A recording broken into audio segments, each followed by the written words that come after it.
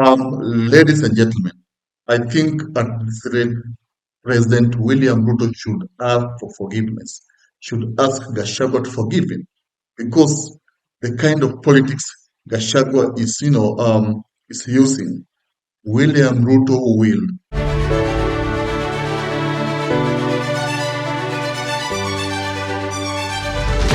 Now, folks, welcome back to Duta Politica. I hope you're doing well, wherever you are. And this is Peter Ogutu, here in Decode Power, and of course, Dissect Kenya.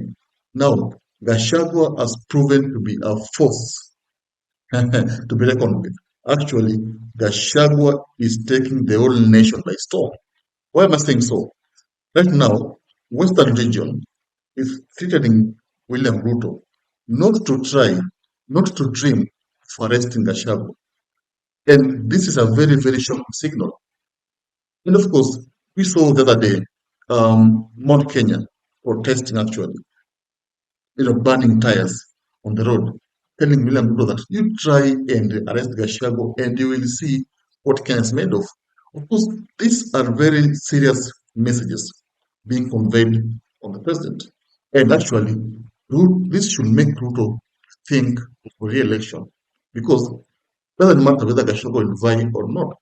He might, of course, stop Gachagua from vying so that maybe he's afraid of the wave, of the one-term movement wave, of the Wamunyoro wave.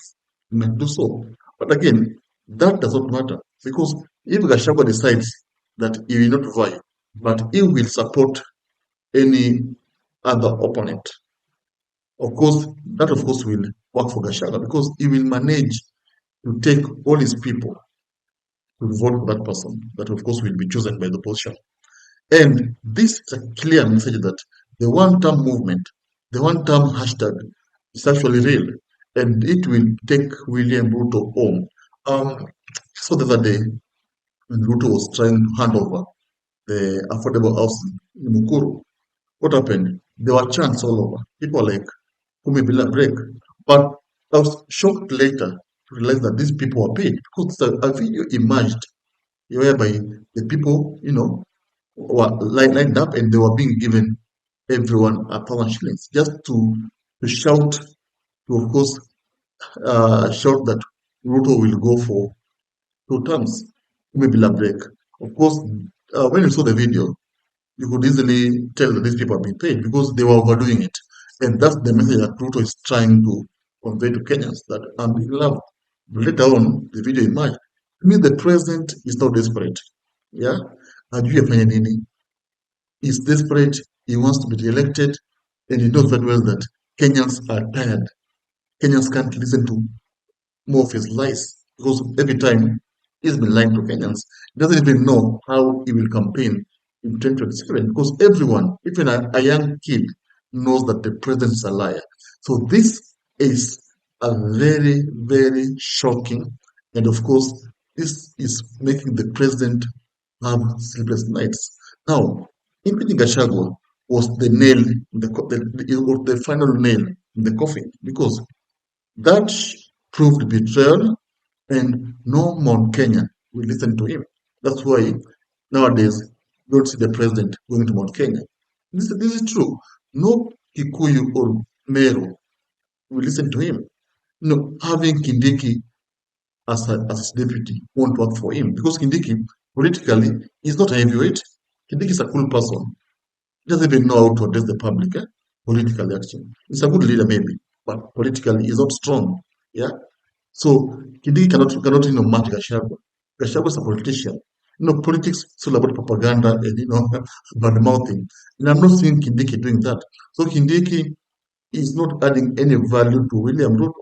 Ruto should learn from his predecessor, Uhuru Kenyatta. Kenyatta had Ruto as deputy. Why? Because Ruto was very strong verbally. He was a good propagandist. He was very strong politically. That's why Uhuru Kenyatta had him for 10 years. But Ruto having Kindiki is going to, only minus votes from his basket. And that's the advantage Gachagua is taking. Gachagua himself has been calling Kindiki William Mtua, yes sir. This of course shows someone who is just a puppet You see, it's an insult actually, Kindiki. And anyway, that aside, the fact is that William Samuel Ruto should just go and ask for forgiveness. I heard he said that Gachagua wanted 10 billions. I advised Ruto, if Gachagua asked that money, he should just take that money and give Gachagua. Because if he thinks that Gachagua is just someone he can, can defeat and manipulate, it will be easy. Because Gachagua is very tough. He calls himself Mau Mau. And I think in this fight, he has decided to be a do or die. And William Ruto now, its status, is really afraid. He is not even sure what he's supposed to do. He's not even sure if at all he will defeat Gachagua in 2027. That's why you see there's all this bitterness from his camp, calling for Gachagua's arrest. Yet they can't even touch Gachagua right now. Because if they try and arrest Gachagua, think now that would be another nail in the coffin. Yeah, because Mount Kenya will erupt in the whole country will erupt. Just imagine what happened in Tanzania when Anatembea was arrested. What happened? And what happened? People on the road, people really screamed. So just imagine having a Gachagua, arresting a Gachagua after impeaching someone, then you go arrest him. It won't be that easy.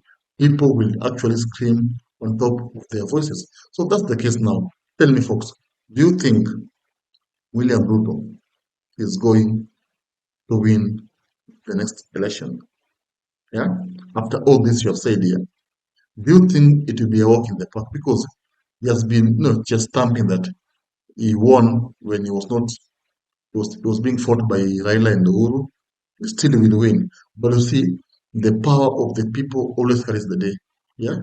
The votes. If voters have decided that they will not vote for you, there's no way you can win. Even rigging cannot help you because if rigging only helps someone when of course he has a good support. But if you don't have any support, you will not be able to rig all the votes because that will lead to chaos. Yeah, the same thing that happened in 2017, 2007. So rigging won't be a solution to William Ruto. But if at all he wants to win the next election, he has to go to Gachagua and it was nailed down. So Gachagua said that Ruto used to go to his house, cry, ask him not to support Uhuru Kenyatta. You know, Ruto will do the same. The person he thought he would impeach and of course destroy turned out to be the number one obstacle, sorry, towards his re-election. So if he wants to be re-elected, he needs to go back.